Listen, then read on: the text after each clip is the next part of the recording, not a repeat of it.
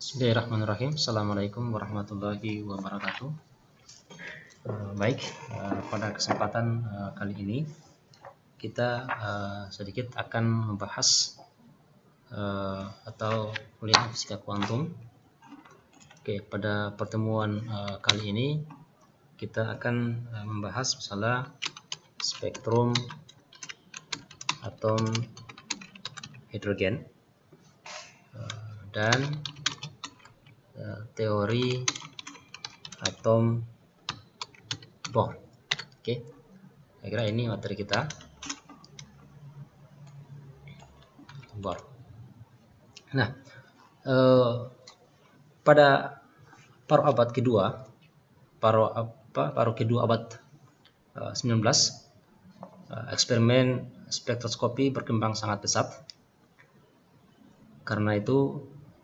Karena emisi cahaya saat itu dipandang sebagai hasil vibrasi atau getaran-getaran, maka hubungan harmonik antara garis-garis spektrum itu tidak dapat terungkapkan pada abad tersebut.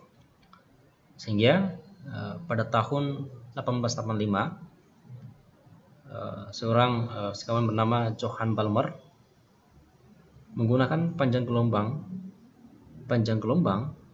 semua garis spektrum atom hidrogen bisa diungkapkan, ya. Jadi Johann Balmer menyatakan bahwa semua garis spektrum hidrogen itu bisa diungkapkan dengan formula empiris yang dituliskan sebagai lambda n, ya, itu sama dengan B kali n kuadrat, ya, bagi, ya, n kuadrat kurang dari n kuadrat kurang 4, ya, ini dengan, ya, n itu sama dengan 3, 4, 5 sampai seterusnya. Dan B adalah suatu konstanta.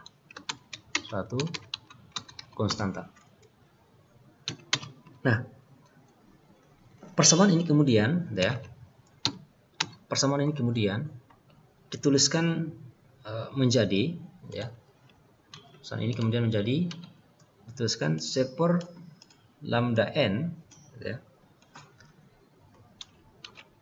C/, lambda n, ya, sama dengan R, ya, kali C/, ini jadi 1 bagi 2 kuadrat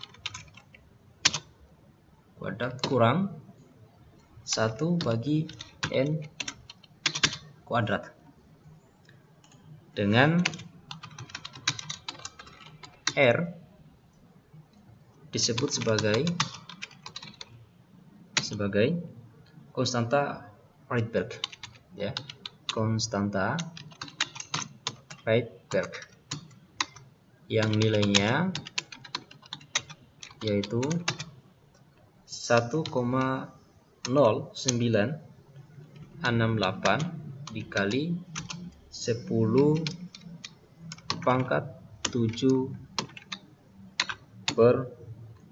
per meter. Nah, formulasi ini disebut sebagai formula spektrum dari Johann Balmer atau rumus Balmer, ya. Nah, karena masih ada garis-garis spektrum yang tidak terliput dalam persamaan ini, katakanlah ini persamaan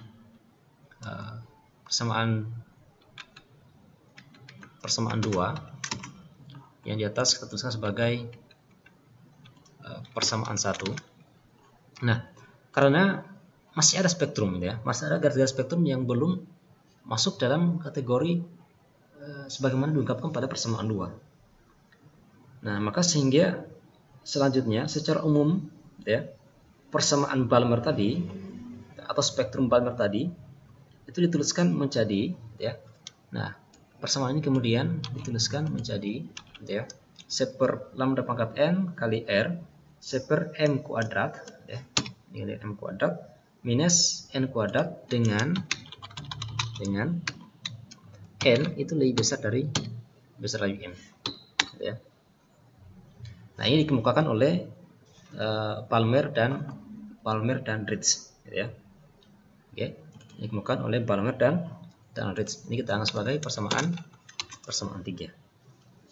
Nah, lalu kemudian ya, dengan menggunakan rumusan empiris ini, Lyman kemudian menemukan deret ultraviolet untuk M itu sama dengan 1 dan N sama dengan 2, 3, 4 dan seterusnya. Dan juga Paschen menemukan deret inframerah untuk M sama dengan 3, N sama dengan 4, 5 dan N. Ya. Jadi Lyman dia menemukan spektrum ultraviolet ya, dengan M sama dengan 2 dan N itu sama dengan 3, 4, 5 sampai seterusnya. Ya. M sama dengan 1 dan ini sama dengan 2, 3, 4, 5 sampai seterusnya. Sementara Paschen juga menemukan spektrum dari deret inframerah ya. Deret inframerah dengan M itu sama dengan 3 dan N itu sama dengan 4, 5, 6 sampai seterusnya. Oke.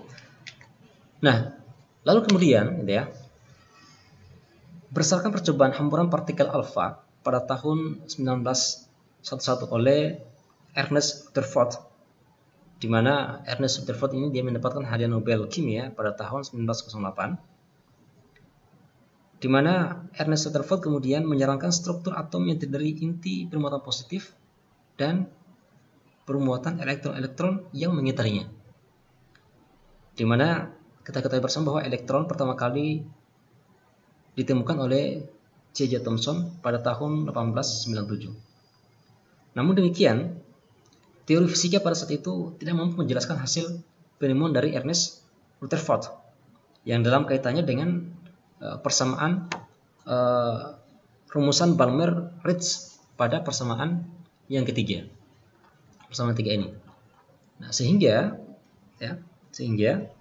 pada tahun 1913 ya, muncullah seorang Niels Bohr ya, di mana beliau mengkombinasikan konsep atom ya, Rutherford dan sifat gelombang partikel de Broglie ya, untuk menjelaskan rumusan atau untuk menjelaskan bagaimana rumusan garis-garis spektrum atom hidrogen dari rumusan yang dikemukakan oleh Balmer-Ritz ya, persamaan 3 tadi. Nah, untuk itu ya, kemudian Bohr ya, Niels Bohr menggunakan dua postulat dasar dalam merumuskan masalah ini, di mana yang pertama gitu ya, postulatnya adalah postulat Bohr ya, di mana pertama Bohr mengatakan bahwa elektron adalah partikel yang mengedari inti gitu ya. Elektron adalah partikel yang ya, mengedari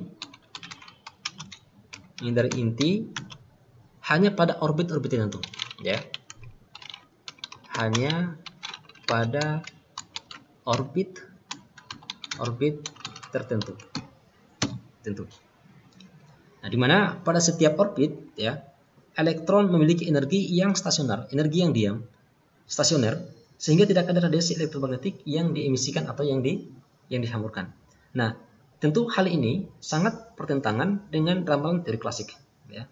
Sehingga pada orbit-orbit stasioner itu momentum sudut elektron merupakan kelipatan bulat dari H bar H per 2V, gitu ya. Nah, dalam kasus ini momentum sudutnya, oke, momentum sudut elektron itu merupakan kelipatan bulat ya, kelipatan bulat dari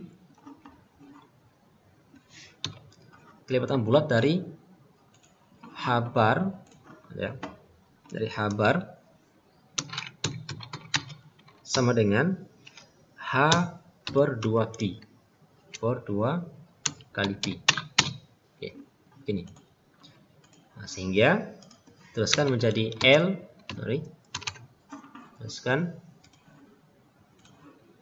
itu sama dengan ya N H bar. Itu postulat yang pertama. Nah, postulat yang kedua bahwa emisi ya atau absorpsi radiasi terjadi bila elektron melompat atau bertransisi dari satu orbit stasioner ke orbit stasioner yang lain. Ya. Jadi bila elektron melompat dari orbit stasioner berenergi E1 ke orbit yang di bawahnya energi EF atau EI ke orbit EF, maka elektron akan mengemisikan cahaya dengan foton yang berenergi sama dengan selisih energi keduanya, gitu ya. Selisih energi keduanya. Nah, ini saya tambah emisi, ya, radiasi itu dapat terjadi jika elektron bertransisi dari satu orbit ke orbit lainnya, ya, dengan energi, ya, dengan energi itu sama dengan selisih energi keduanya. Jadi I minus F itu sama dengan energi foton HF. Oke, energi foton HF. Nah, secara klasik gitu ya. Secara klasik kita dapat mengatakan bahwa gaya tarikan inti gitu ya. Gaya tarikan inti pada elektron di suatu orbit berjari-jari R itu dapat dituliskan sebagai ya gaya tarikan inti ya. Itu sebagai F ya. F sama dengan E kuadrat ya dibagi dengan 4pi epsilon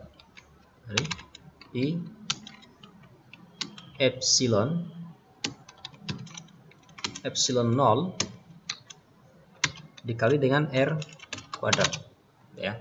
Inilah gaya tarikan inti.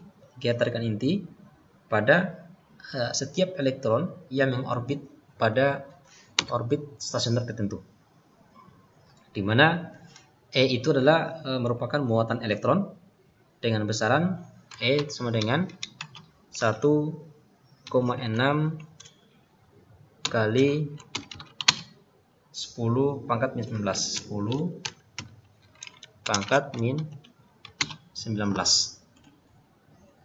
kolom. Dan epsilon 0 itu adalah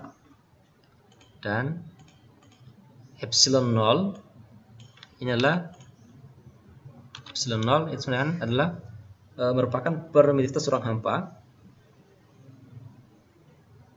Permitivitas ruang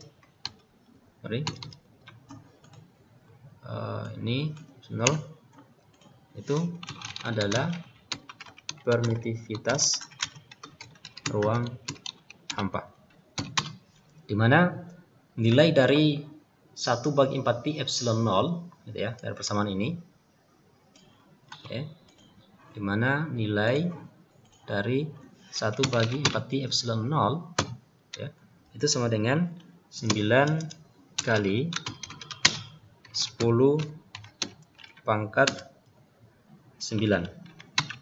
Ya, mas 9. Satuannya adalah Newton meter kuadrat per kolom kuadrat.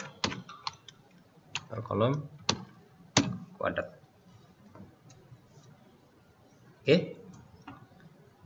Saya kira ini bisa dipahami. Ini sering muncul di fisika dasar, gitu ya. Sering muncul pada materi fisika dasar. Nah, pada saat yang sama, gitu ya, pada saat bersamaan, gitu ya, jika V adalah kecepatan elektron, gitu ya, jika V adalah kecepatan elektron, dan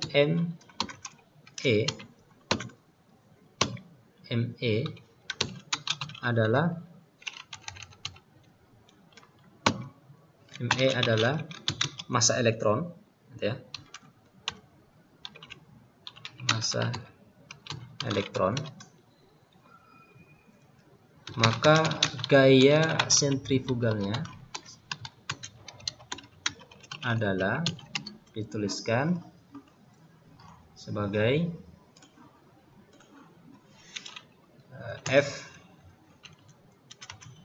Fs, ya, sentrifugal sama dengan ME V kuadrat bagi R, ya. Ini juga ada di materi fisika dasar. Nah, sehingga, ya, karena keadaannya stasioner, gitu ya, karena stasioner, gitu ya, kita dapat menuliskan bahwa dari kedua persamaan ini, gitu ya, ini persamaan keempat,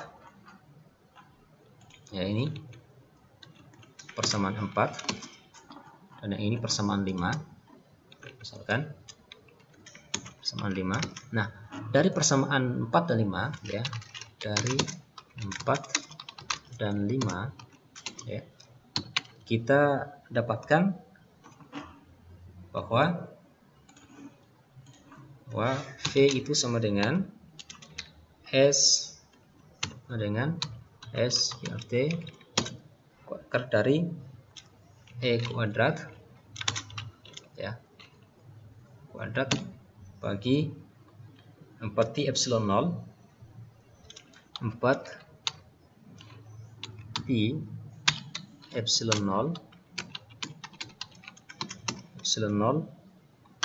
M E kali R. Oke. 4 epsilon 0 E ini ya. V sama dengan E kuadrat dan energi kinetiknya, dan kita juga dapat menuliskan energi kinetiknya, ya, yaitu